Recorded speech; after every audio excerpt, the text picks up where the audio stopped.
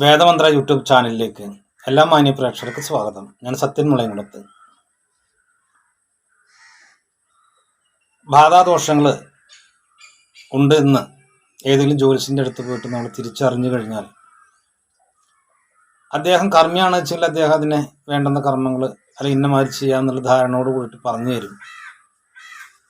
അതല്ല, അദ്ദേഹം പ്രശ്നം നോക്കുക മാത്രമേ ഉള്ളൂ, കർമ്മം ചെയ്യുന്നത് വേറെ വ്യക്തിയാണെങ്കിൽ ഒന്നുകിൽ നമ്മൾ ചിലവർ പറയും, നോക്കാൻ വന്നിട്ടുള്ള ആൾ പറയും, ഞാൻ ഇന്ന ആളുടെ മനസ്സിൽ കാണുന്നുണ്ട്, അദ്ദേഹം ചെയ്താൽ ശരിയാവുമോ, ഒന്ന് നോക്കുമെന്ന് പറഞ്ഞാൽ ഈ പ്രശ്നം വയ്ക്കുന്ന ജ്യോത്സ്യനെ ചിന്തിക്കും, എങ്ങനെ ഇദ്ദേഹം ചെയ്തു കഴിഞ്ഞാൽ ഇതിൻ്റെ പരിഹാരങ്ങൾ ചെയ്തു കഴിഞ്ഞാൽ ശരിയാവുമോ, വ്യാഴം പ്രസാദിച്ചു കഴിഞ്ഞാൽ അത് മതി, കുഴപ്പമില്ല എന്ന് പറയും, അല്ലെങ്കിൽ അത് ശരിയാവില്ല, വേറെ ആളെ നോക്കുമെന്ന് പറയും.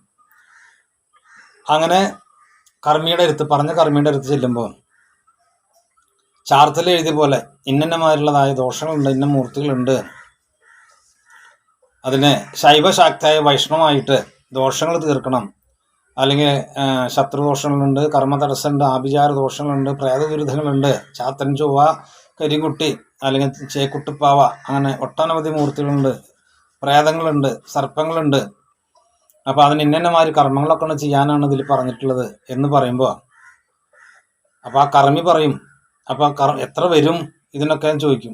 അപ്പോൾ അതിൻ്റെ കർമ്മത്തിനുള്ള കാശ് പറഞ്ഞു കഴിഞ്ഞാൽ അപ്പോൾ കർമ്മം ചെയ്യുന്ന വ്യക്തി എന്താ പറയുക വെച്ചാൽ, അല്ല വന്നിട്ടുള്ള ആൾ, അയ്യോ ഗുരുനാഥ അല്ലെങ്കിൽ സ്വാമി എൻ്റെ കയ്യിൽ കാശില്ല, ഇപ്പോൾ എനിക്കൊരു 14 ദിവസത്തേക്ക് ഒരു അടക്കം ഉണ്ടാക്കി തരണം, അടക്കം വെച്ച് തരണം എന്ന് പറയുന്നവരുണ്ടാവും. അപ്പോൾ ആ 14 ദിവസത്തേക്ക് അടക്കം വയ്ക്കാൻ ചിലവർ ചെയ്യില്ല, ചിലവർ അടക്കം വയ്ക്കും. അപ്പം അങ്ങനെ അടക്കം വയ്ക്കാവുന്നുള്ള ഒരു മന്ത്രരീതിയാണ് പരിചയപ്പെടുത്തുന്നത്. അപ്പം അത് ഒരു നാക്കല വാട്ടിയിട്ട്, ആ നാക്കല വാട്ടിയിട്ട് അതേപോലെ തന്നെ അതിൽ ചോപ്പിക്കുക, മഞ്ഞൾ ചുണ്ണാമ്പ് വെള്ളമൊക്കെ ഒഴിച്ചിട്ട് അതൊന്നങ്ങനെ പരത്തി കഴിഞ്ഞാൽ ഒന്ന് ചോർന്ന് കിട്ടും. അതിൽ നറുക്ക് വെക്കണമെന്നില്ല, വെക്കുകയാണെങ്കിൽ 5 നറുക്ക് വെക്കാം, അല്ലെങ്കിൽ വെറുതെ അരി നെല്ലും വെച്ച് 5 തിരി അതിൽ കത്തിച്ച് വെച്ചിട്ട് പ്രാർത്ഥിച്ച് അതുകൊണ്ട് ആർക്കാണോ ബുദ്ധിമുട്ടുള്ളത് വെച്ചെങ്കിൽ ആ വ്യക്തിയുടെ ദൃഷ്ടിക്ക് നേരെ അല്ലെങ്കിൽ തലയിൽ നിന്ന് ഇങ്ങനെ ഒഴിഞ്ഞ് ഇറക്കുക. അങ്ങനൊരു 14 തവണ ഒഴിഞ്ഞിട്ട് ഞാൻ പറയുന്ന മന്ത്രപ്രകാരം ആ മന്ത്രം ജപിച്ച് അതിന് മറ്റ് സംഗതികളൊക്കെ ജപിച്ചിട്ട് അതങ്ങനെ ഒഴിഞ്ഞു മടക്കിയിട്ട് അതിനൊരു കുടുക്കയിൽ, ആ കുടുക്കാന്ന് പറയുമ്പോൾ ഒരു പുതുക്കുടുക്കയിൽ 4 നാഴി ഗുരുതി കൂട്ടിയിട്ട് ഇതേപോലെ തന്നെ മഞ്ഞൾ ചുണ്ണാമ്പ് വെള്ളമൊക്കെ കലക്കിയിട്ട് ഒരു 4 നാഴി ഗുരുതി ഉണ്ടാക്കിയിട്ട് അതിലേക്ക് ഈ ഒഴിഞ്ഞു മടക്കിയിട്ടുള്ളതായ നാക്കിൽ അങ്ങനെ അതിൽ നിക്ഷേപിച്ച് അതിലേക്ക് ഇട്ടതിന് ശേഷം വേറൊരു 3-4 ചീന്തല വാഴയുടെ ഇല വാട്ടിയിട്ട് അതവിടെ കരുതിയിരിക്കണം. അതേപോലെ തന്നെ ഒരു കഷ്ണം ടവലിൻ്റെ വലിപ്പത്തിലുള്ള ഒരു തുണി അല്ലെങ്കിൽ പട്ടോ, അങ്ങനെ ഈ നാക്കലയിലിട്ട വശം ഈ വാഴയില കൊണ്ട് മൂടി ആ വെച്ചിരിക്കുന്ന തുണി അതിൻ്റെ മീതെ വെച്ചിട്ട്, അല്ലെങ്കിൽ പട്ടോ മറ്റോ എന്തോ തുണി കൊണ്ട് വെച്ച് കെട്ടി ഒരു കയറുകൊണ്ട് അങ്ങനെ വാക്ക് കെട്ടുക എന്ന് പറയും, കെട്ടിയിട്ട് ആരും തൊടാത്ത സ്ഥലത്ത് പൂജാമുറിയിലോ മറ്റോ കൊണ്ടുവയ്ക്കുക. അപ്പോൾ പറഞ്ഞ ദിവസം വരെ നിൽക്കും.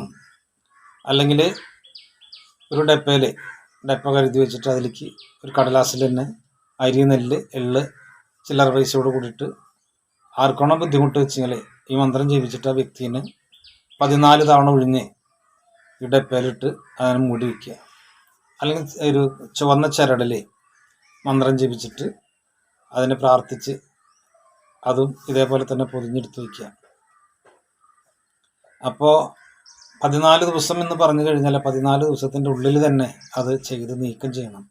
അല്ലെങ്കിൽ അത് ചെയ്തു വെക്കുന്ന കർമ്മിക്ക്, ആ കർമ്മിയുടെ മൂർത്തികൾക്കും ഇത് ദോഷം ചെയ്യും. കാരണം ഇത് സുഖമായില്ലെങ്കിൽ ചിലപ്പോൾ അവർ വരില്ല, സുഖമായാലും ചിലപ്പോഴേ വരുള്ളൂ, കാരണം ഭേദമായല്ലോ. അപ്പോൾ ഈ അടക്കം വെച്ചിട്ടുള്ളത് അങ്ങനെ ഇരിക്കും, അവർ വന്നിട്ട് കർമ്മം ചെയ്യുമ്പോഴാണ് നമ്മളത് തീർക്കുവാൻ പറ്റുള്ളൂ. അപ്പോൾ അങ്ങനെ അതും കൂടി മുന്നിൽ കണ്ടുകൊണ്ട് വേണം അടക്കം വയ്ക്കാൻ. അങ്ങനെ ചെയ്യുമെന്ന് 100% ഉറപ്പുള്ളത് മാത്രമേ ചെയ്യണ്ടൂ. അപ്പോൾ ആ മന്ത്രം ഒന്ന് പരിചയപ്പെടാം. ഓം നമോ ഭഗവതോ അമൃതഗന്ധ ഉദ്ദണ്ഡ വീരഭദ്രാം, വലം കണ്ടെങ്കിൽ സൂര്യൻ, ഇടം കണ്ടെങ്കിൽ ചന്ദ്രൻ, മുടിയും കണ്ടെങ്കിൽ ഗംഗ, അങ്കുശംഭാഷാങ്കുശം ചെമ്പുരുമ്പു ചൊട്ടകട്ടാരം പൊന്തിയും തട്ടുവാളും മകുടുമണിയും ഞെട്ടുന്നോരൊച്ചയും ചെറുചിലമ്പും അല്ലിച്ചടയും പൂഞ്ചടയും ധരുത്തു നിൽക്കും അഘോര വീരഭദ്ര. ബലത്തും കരുത്തിനാൽ നിന്നെ ഞാൻ പഠിച്ച് സേവിക്കുമ്പോൾ വേണ്ടാസനം ശത്രുമൂർത്തി മുട്ടുകെട്ട് ദേവകളെല്ലാം എനിക്കാക്കിൽ അടങ്ങും വണ്ണം എനിക്കാക്കിൽ മുടിയായി കിടക്ക. ഓം ആദിമൂല അമൃതന്ത ഉദ്ദണ്ഡ വീരഭദ്രസ്വാമിയും ഗുരുവനാണേ സ്വാഹ.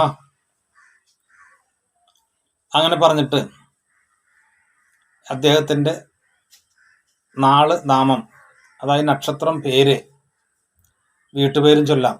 ഇപ്പോൾ വീട്ടുപേരെന്താണെന്ന് വെച്ചാൽ അത് ഇന്ന 4-ാം മേടത്ത് ഇപ്പോൾ തിരുവോണ നക്ഷത്രം സംജാതനായ വേണു, ഉദാഹരണം പറഞ്ഞിട്ട വേണു എന്ന നാമധേയമായ ലഗ്നത്തിൻ്റെ ശരീരത്തോടുകൂടി ബാധിച്ച് ഉപദ്രവിച്ചു വരുന്നതായ സർവ്വവിധ ശത്രുകെട്ട്, മുട്ട്, മാരണ, ആഭിചാര ദോഷാംശങ്ങളും പ്രേതദോഷങ്ങളോ സ്ഥലദേവത ദോഷങ്ങളോ ഇന്നു മുതൽ 14 ദിവസം വരെ ഉപദ്രവിക്കാതെ അടക്കമായി ഒതുക്കമായി നിർത്തിത്തരണേ കൊടുങ്ങല്ലൂരമ്മേ ഭഗവതി, ഭദ്രകാളി, ഗുരുക്കന്മാരെ, സമ്പ്രദായം എന്ന് പറഞ്ഞിട്ട് ഒഴിഞ്ഞ് അതങ്ങനെ ഈ ഇലയിൽ ഉള്ളതാണെങ്കിൽ അത് ഒഴിഞ്ഞിട്ട് അങ്ങനെ മടക്കി കുടുക്കയിൽ വെച്ച് വാക്കിയിട്ട് എടുത്ത് വയ്ക്കുക. മറ്റ് പ്രകാരം പറഞ്ഞതാണെങ്കിൽ അതേപോലെ തന്നെ ഒരു ഡപ്പയിൽ അടച്ചു വയ്ക്കുക. ചരടാണെങ്കിൽ ജപിച്ച് പൊതിഞ്ഞ് വയ്ക്കുക. ഇത് 14 ദിവസം കഴിഞ്ഞാൽ ഉടനടി 14 ദിവസം നിൽക്കരുത്. 14 ദിവസം കഴിഞ്ഞാൽ ബുദ്ധിമുട്ടാവും. കാരണം ഒരു 4-5 എണ്ണം ഇങ്ങനെ അടക്കം വെച്ച് കഴിഞ്ഞാൽ ആ അടക്കം വെച്ചിട്ടുള്ള കർമ്മിക്ക് അത് വലിയൊരു ബാധ്യതയായിട്ട് വരിക. കാരണം എന്താ വെച്ചാൽ ഇത് ആ മറ്റുള്ള ആളുകളുടെ ദോഷത്തിന് ഇവരുടെ വീട്ടിലേക്ക് ആ മൂർത്തികളെ അടക്കം വെച്ച് കഴിഞ്ഞാൽ അവരുടെ സാന്നിധ്യം ഇതുമുണ്ടാവും. ഈ സാന്നിധ്യത്തിന് ഈ 14 ദിവസത്തിൻ്റെ ഉള്ളിൽ ഇത് കർമ്മം ചെയ്ത് അവസാനിപ്പിച്ചില്ലെങ്കിൽ ഇതിവിടെ ഇരുന്ന് നാറാൻ തുടങ്ങും, അല്ലെങ്കിൽ ബുദ്ധിമുട്ടുണ്ടാകും. ഇവിടെ ഇരുന്ന് ബുദ്ധിമുട്ടുണ്ടാക്കാൻ തുടങ്ങിക്കഴിഞ്ഞാൽ അത് ഈ വ്യക്തിക്കും കർമ്മം ചെയ്ത് അടക്കം വെച്ചിട്ടുള്ളത് കർമ്മിക്കും ആ കർമ്മിയുടെ മൂർത്തികൾക്കും വളരെയധികം ശല്യമാണ് ചെയ്യുക. ശല്യം എന്ന് പറഞ്ഞാൽ അവരുടെ അശുദ്ധിക ദുരിതങ്ങളുടെ ശല്യം വന്നു കഴിഞ്ഞാൽ ഇവിടെ ഇരിക്കുന്ന ദൈവങ്ങളുടെ ശക്തി വരെ നശിക്കാൻ പാകത്തിലായിരിക്കും.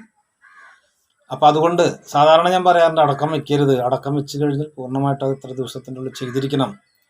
അപ്പം വീണ്ടും പറയണം, അങ്ങനെ ചെയ്യുമെന്ന് 100% ഉറപ്പുള്ള വ്യക്തികൾക്കാണ് ചെയ്യാൻ വേണ്ടി അടക്കം വയ്ക്കുന്നതുകൊണ്ട് കുഴപ്പമില്ല. അപ്പോൾ അടക്കം വയ്ക്കുമ്പോൾ ആ വ്യക്തിക്ക് എന്തെങ്കിലും പൈസ, ഈ കർമ്മി പറഞ്ഞിരിക്കുന്ന പൈസ ഉണ്ടാക്കാനായിട്ടുള്ളൊരു ചാൻസ്, ഒരു അവസരം കിട്ടുന്നവരെ ഇതൊരു ഒതുക്കമായിട്ട് നിർത്താം. അപ്പം ആ മന്ത്രം ഒന്നുകൂടി പരിചയപ്പെടുത്താം. ഓം നമോ അമൃതഗന്ധ ഉദ്ദണ്ഡ വീരഭദ്രാം. വലങ്കണ്ണെങ്കിൽ സൂര്യൻ, ഇടങ്കണ്ണെങ്കിൽ ചന്ദ്രൻ, മുടിങ്കണ്ണെങ്കിൽ ഗംഗ, അങ്കുശംഭാഷാങ്കുശം ചെമ്പുരുമ്പു ചൊട്ടകട്ടാരം പൊന്തിയും തട്ടുവാളും മകുടമണിയും ഞെട്ടുന്നോരൊച്ചയും ചെറുചിലമ്പും ചെമ്പരത്തി നിറവും അല്ലിച്ചടയും പൂഞ്ചടയും മരുന്തരുത്തൽക്ക ഘോര വീരഭദ്ര. ബലത്തും കരുത്തിനാൽ നിന്നെ ഞാൻ പഠിത്ത് സേവിക്കുമ്പോൾ വേണ്ടാസനം ശത്രുമൂർത്തി മുട്ടുകെട്ട് ദേവകളെല്ലാം നിനക്കാക്കിലടങ്ങും വണ്ണം എനിക്കാക്കിൽ മുടിയായിരിക്ക. ഓം അമൃതഗന്ധ ഉദ്ദണ്ഡ വീരഭദ്രൻ സ്വാമിയും ഗുരുവനാണേ സ്വാഹ. അപ്പം ഇതാണ് മന്ത്രം, ഇതാണ് അതിൻ്റെ സാധ്യമൊക്കെ ജീവിക്കേണ്ടത്. അപ്പം ഇങ്ങനെയൊക്കെ ചെയ്യുമ്പോൾ അതിൻ്റെ പറഞ്ഞ ദിവസം വരെ അടക്കമായി നിൽക്കും. അപ്പം ഇത് അറിയാത്തവർക്കായിട്ടാണ്. അറിയുന്നവർ ഇതിൻ്റെ ആവശ്യമില്ല. അവർക്ക് വേറെ നല്ല കർമ്മരീതികളുണ്ട്. ഞാൻ നേരത്തെ പറഞ്ഞു, അടക്കം വെക്കരുത്. അടക്കം വെച്ച് കഴിഞ്ഞാൽ അത് കൃത്യമായിട്ട് ചെയ്ത് തീർക്കണം. അവർ ചെയ്തില്ലെങ്കിൽ നമ്മളതിന് കർമ്മം ചെയ്ത് അവസാനിപ്പിക്കണം. അല്ലാണ്ട് ഇത് കൊണ്ടിട്ട് എവിടെയും കളഞ്ഞാൽ റെഡിയാവില്ല. നമ്മളായിട്ടാണ് കെട്ടിയിരുന്നത്. അതാ ചെയ്യുന്ന കർമ്മയുടെ ധർമ്മദൈവാദികളുടെ ശക്തികളെ കൊണ്ട്. അപ്പം അത് ഈ പറഞ്ഞ പോലെ ആയില്ലെങ്കിൽ ബുദ്ധിമുട്ടുണ്ടാകും. ഇത് കർമ്മം അറിയാത്തവർക്കോ അറിയാൻ ആഗ്രഹം ഉള്ളവർക്കോ ആണ് ഞാൻ പരിചയപ്പെടുത്തുന്നത്. അപ്പോൾ എൻ്റെ ഈ അറിവ് അല്ലെങ്കിൽ ഈ പരിചയപ്പെടുത്തിയത് നിങ്ങൾക്ക് ഇഷ്ടമായെങ്കിൽ ലൈക്ക് ചെയ്യുക, ഷെയർ ചെയ്യുക, സബ്സ്ക്രൈബ് ചെയ്യുക. നന്ദി, നമസ്കാരം.